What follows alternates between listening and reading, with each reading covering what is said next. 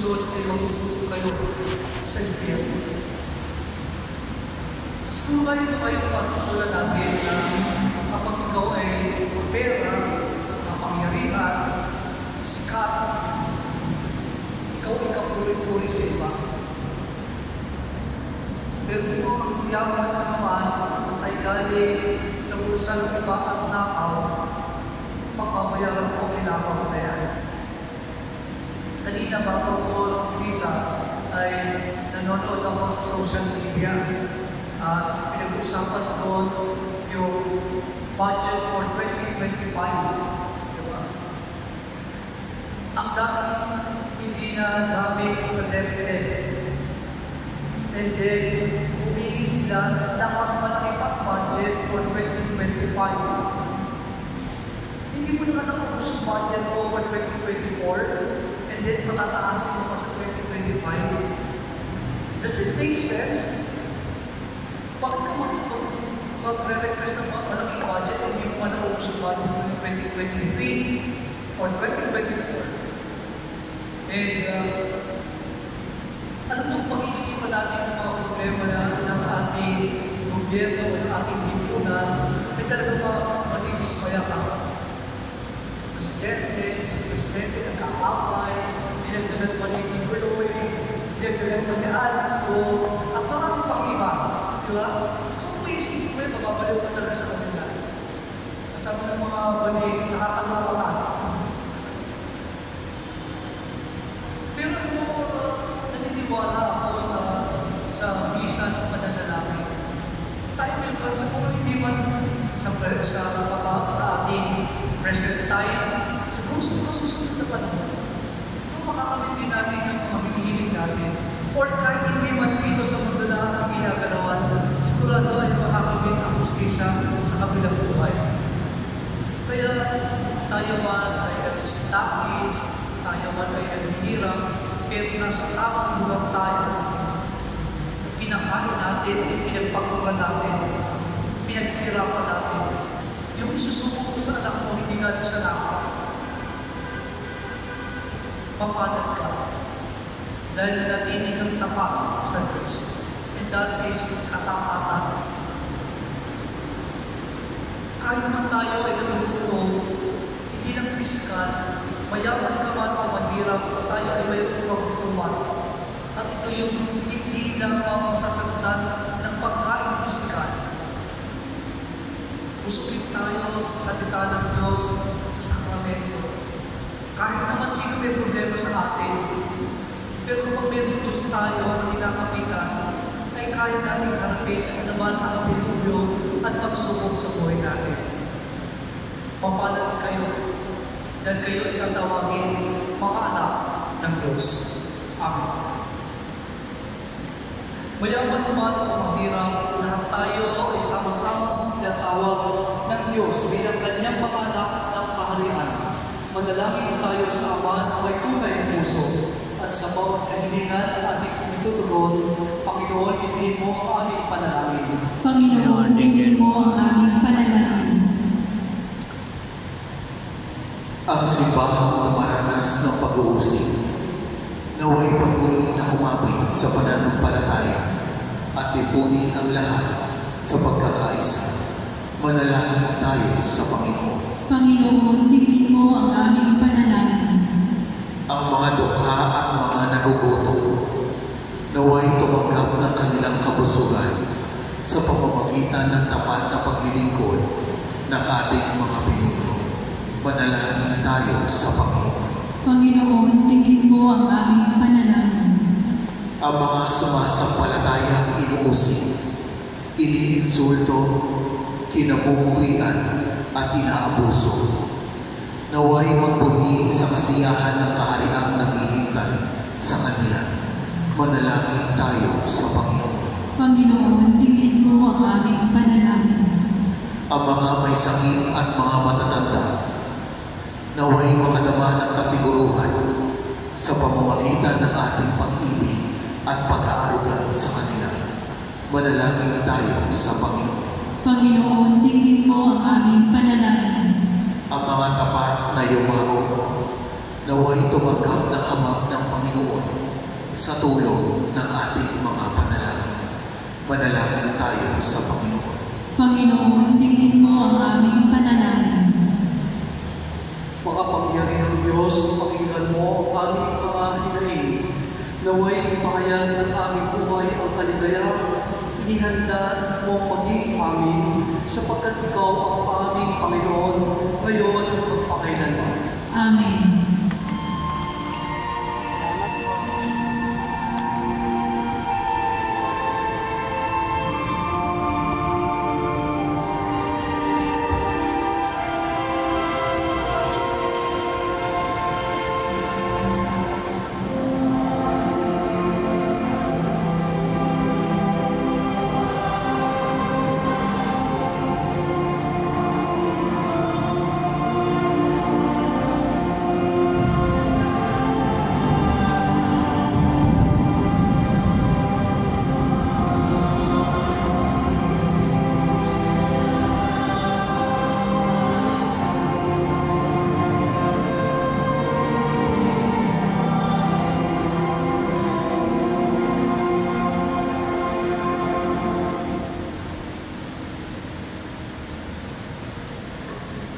Manalangin kayo mga kapatid upang ating pagkakain ay ganda ng Diyos na mapakapangyarihan.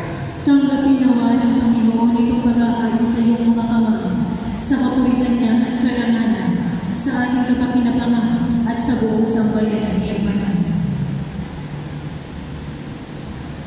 Ama naming lumikha, ikaw ang gumagawa ng wagas na katapatan at kapayapaan.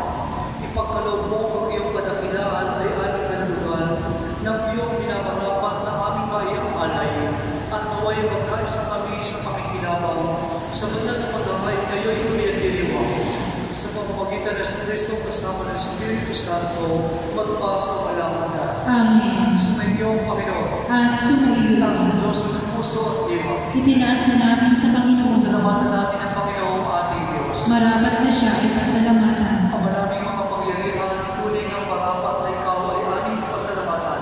Sa iyong paglikap at kagandahang buong, ang tao ay nilikhamon pinamangasiwa sa sansilubong. Sa hangad mo siya'y iwastong lubos, siya'y pinagdusa mo sa kanyang pagtalikod.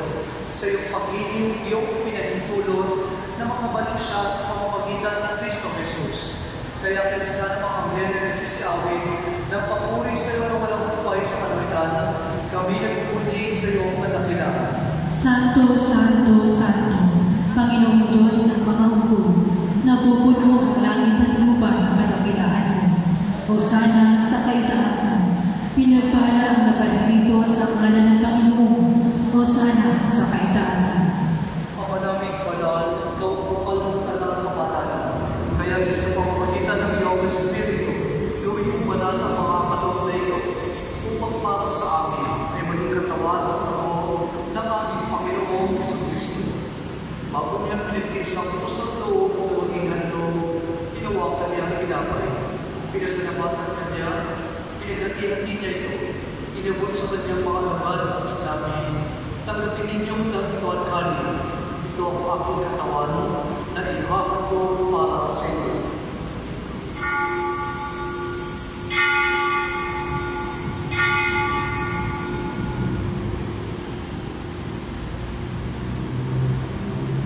Gawin ginawa na matapos ang hapunan, tinawagan niya ang kalis. Muli na niyang pinasalamatan. Inabot ang kalis sa kanyang mga dagal at sinabi, tanggapin ninyong lang ito at igamin. Ito ang kalis ng aking dugo, ng bago at walang hanggan ni Paro. Ang aking dugo ay bubuhos para sa inyo at para sa marami, sa kapagpapatawad ng mga kasalanan. Gawin ninyo ito bilang pag-alaala sa akin.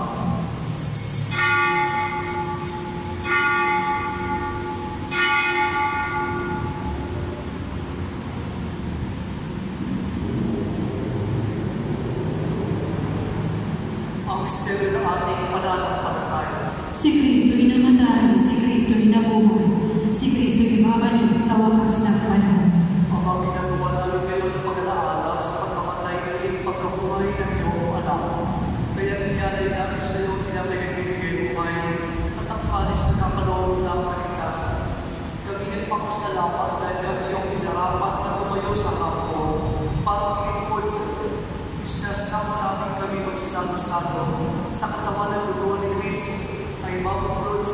pag-asa sa pamamagitan ng Espiritu Santo.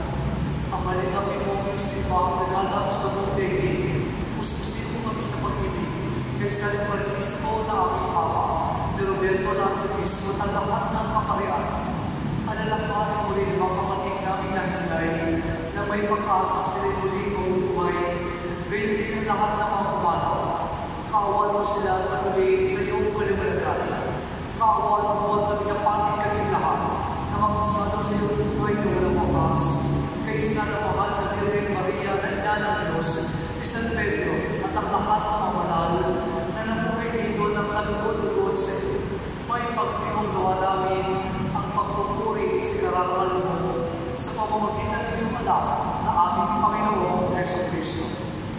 Sa pamamagitan ng Kristo, kasama niya at sa Kanya, ang lahat ng parangal ng pagpuri sa iyo. Diyos ang mga kapangyarihan, kasama ng Espiritu Santo, magpasawalang hanggan.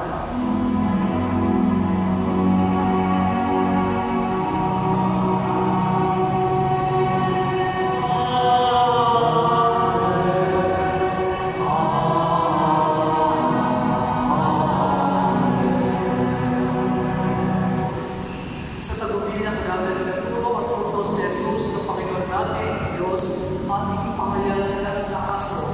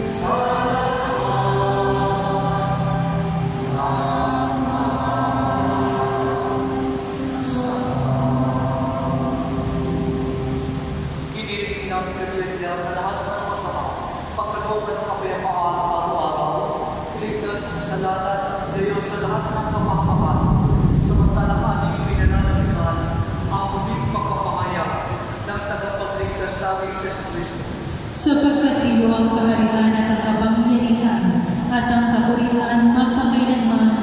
Amen. Panginoong sa Kristo, sinabi mo sa iyong mga apostol, kapayapaan ang iniiwan ko sa iyo, ang aking kapayapaan ang binibigay ko sa iyo. Tungklayan mo ang aming pananampalataya at huwag ang aming mga pagkakasan. Pagkalooban mo kami ng kapayapaan at pagkakaisa ayon sa iyong kalooban, kasama ng Espiritu Santo magpasawalang hanggan. Amen. Ang kapayapaan ng Kristo Lord sa may lahat. At sumainit. Dan kapayapaan sa bawat sa Kristo. Kristo.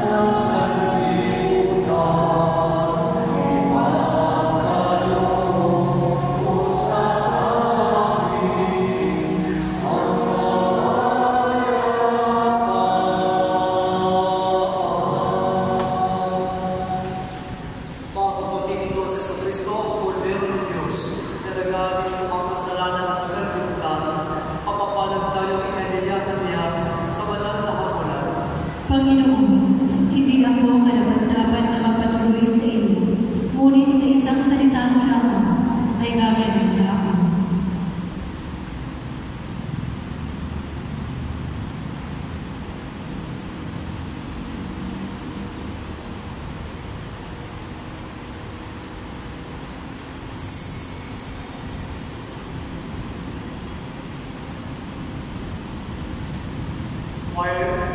Come closer to the mic.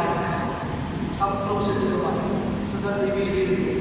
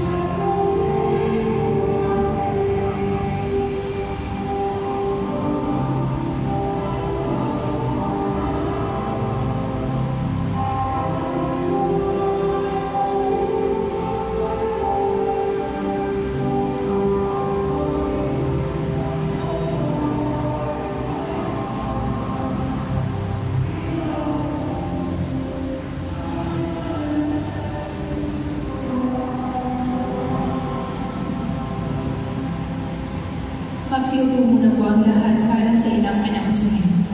Ang ating mga misa debosyon, bukas po ay Webes. Araw na lang natin kay Nantesa at St. John. At sa Friday ay laan natin para kay Nazareno at Sacred Heart of Jesus. Simba mo tayo araw-araw, lalo na ang mga 60 years old pataas. Ang ating first communion at coffee is September 28, kaya mag-isa na po sa ating opisina. Maaari po tayo maghulog ng ating ikabulang opening sa mga nakapalibot na access sa ating simbahan. At panghuli, magsimit tayo ng kanila sa labas ng ating simbahan para sa iyong mga pansariling panalangin at kahilingan. Bisitahin din natin ang religious store sa mga kailangan ng libro at gamit espiritual upang makatulong sa ating parokya. Maraming salamat po. Manalangin tayo.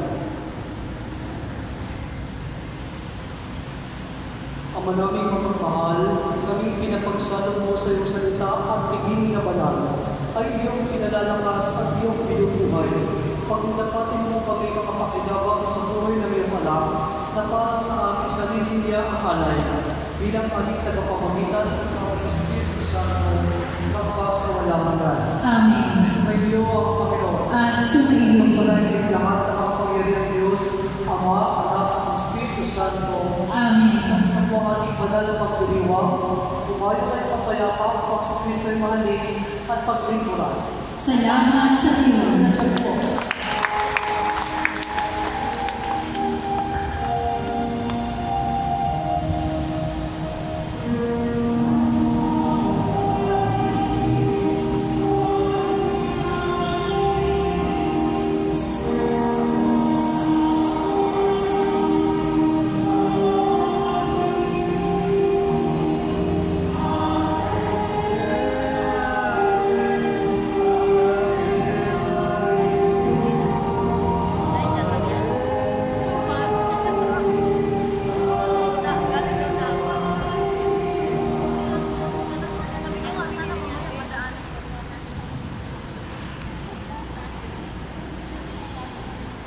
Please remain standing for the opening prayer to the novena to our Mother of Perpetual Help. In the name of the Father, and of the Son, and of the Holy Spirit. Amen. Brothers and sisters, as children of our Blessed Mother, we are gathered before her miraculous picture to honor her, to pray for all our needs. Unworthy children that we are, let us first of all ask God's mercy and pardon. Merciful Father, you sent your divine Son to redeem us by his death and resurrection, and to give us new life. By this you make us your children, to love one another in Christ. How many times in the past we have forgotten your sublime dignity. We have sinned against our brothers and sisters. We have offended you.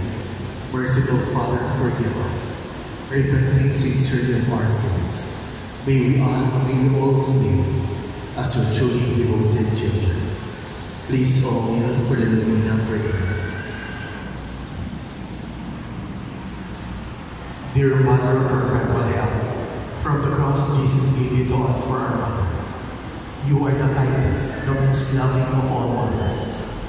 Look tenderly on us, your children, as we now ask you to help us in all our needs, especially this one.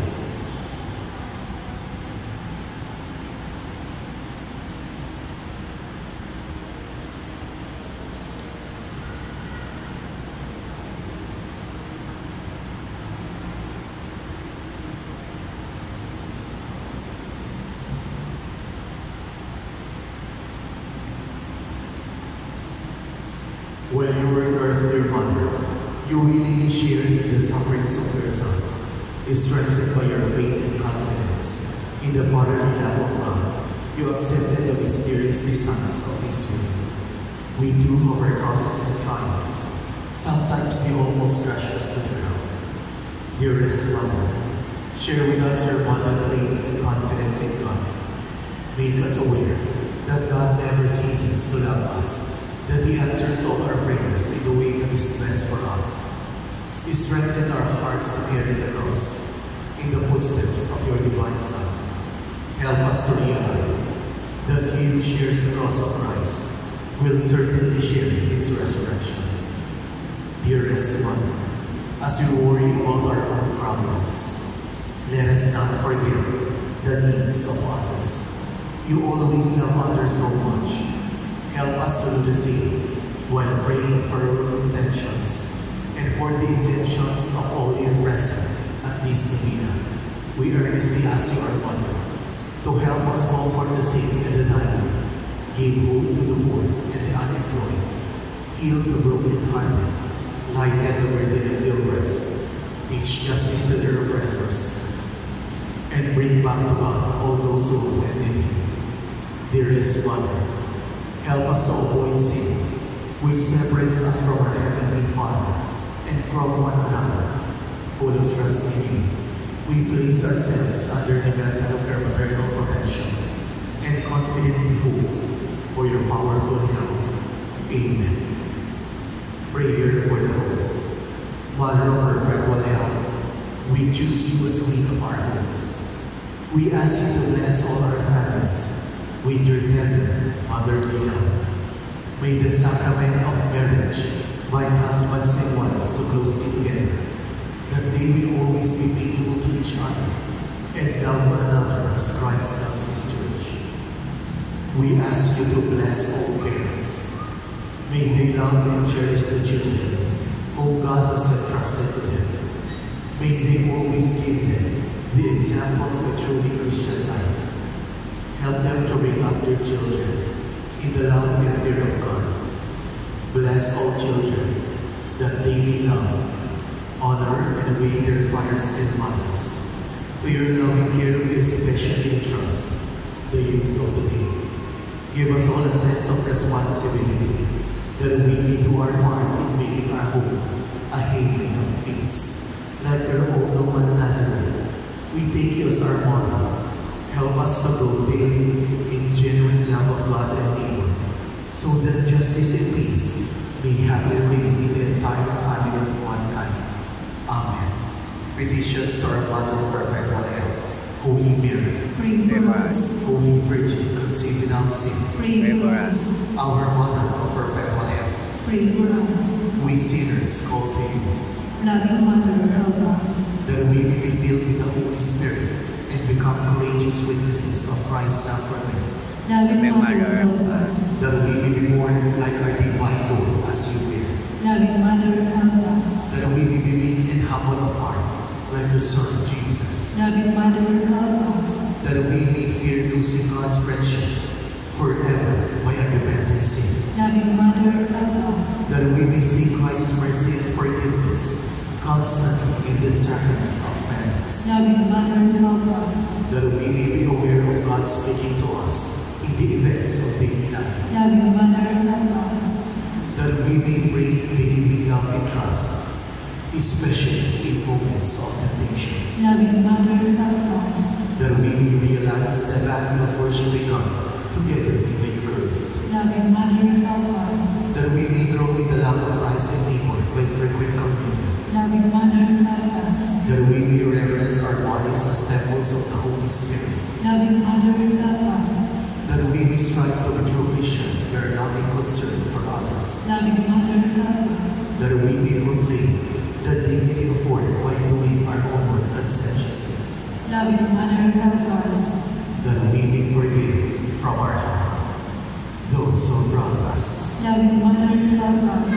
that we may see the evil of seeking our own interests at the expense of others, Loving Mother, help us. that we may work for the just distribution of this world's goods, Loving Mother, help us. that we may share our talents with others for the good of the community, Loving Mother, help us. that we may accept our responsibility in the community in the spirit of genuine service, Loving Mother, help us. to pray that the Holy Spirit may guide and strengthen Pope Francis, the bishops, and the clergy, Loving Mother, help us. that we may be blessed with an increase in priestly and religious vocations, Loving Mother, help us. that we may bring the knowledge and love of Christ to those who do not know Him, Loving Mother, help us. that we may be aware of our dependence on God in the midst of human achievements, Loving Mother, help us. that we may be ready at death to enter the home of our Heavenly Father, Loving Mother, help us. that we may die at peace with Christ and our fellow men, Loving Mother, help us. that we may be comforted at the death of our dear ones by our hope in the risen Lord, Loving Mother, help us. to pray that our departed brothers and sisters quickly share in your Son's resurrection. Loving Mother, help us. Let us pray in silence for our personal intentions.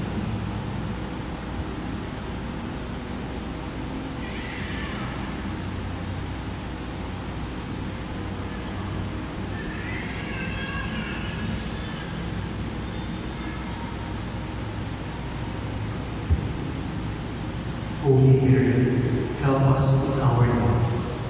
Pray for all the people of God. May all experience your perpetual help. Lord, you gave us Mary to be our mother and are ready to help us. Grant us the grace to have recourse to her in all our needs. Amen. Thanksgiving prayer. Lord Jesus Christ, truly blessed in the most blessed Eucharist, we adore you. It has pleased the Father that the world is goodness should reign, and that through you he should reconcile things with himself.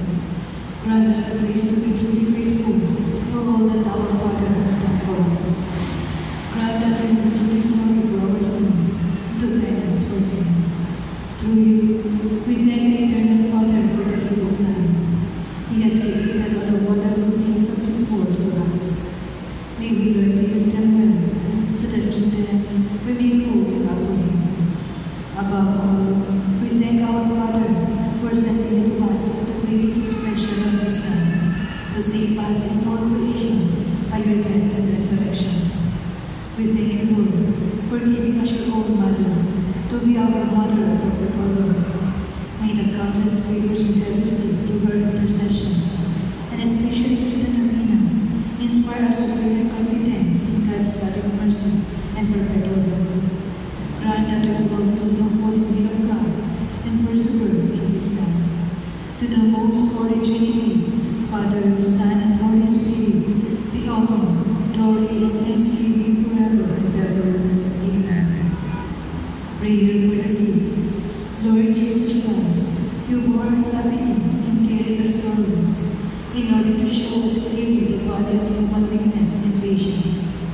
graciously hear our prayers for the sick. Grant that we who are weighed down with faith in other revelations and healings may realize that they are among the chosen ones of the God-blessed. Help them to understand that they are united with you and your sacraments for the salvation of the world. Amen. Memorial.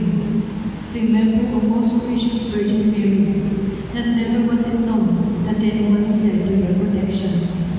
And for your help and social intercession was ever needed. Inspired with this confidence and hasten to you, O Virgin of Virgins, our Mother. To you, we come before you stand, sinful and so full, O Mother of the world and renewed. Do not despise our petition, but in your mercy, hear and answer us. Amen. Please all stand. Hail Mary, full of grace, the Lord is with you. Blessed are you among women, and blessed is the fruit of your womb, Jesus. Holy Mary, Mother of God, pray for us sinners, now and in the hour of our death. Amen. In the name of the Father, and of the Son, and of the Holy Spirit. Amen. Good evening, brothers and sisters.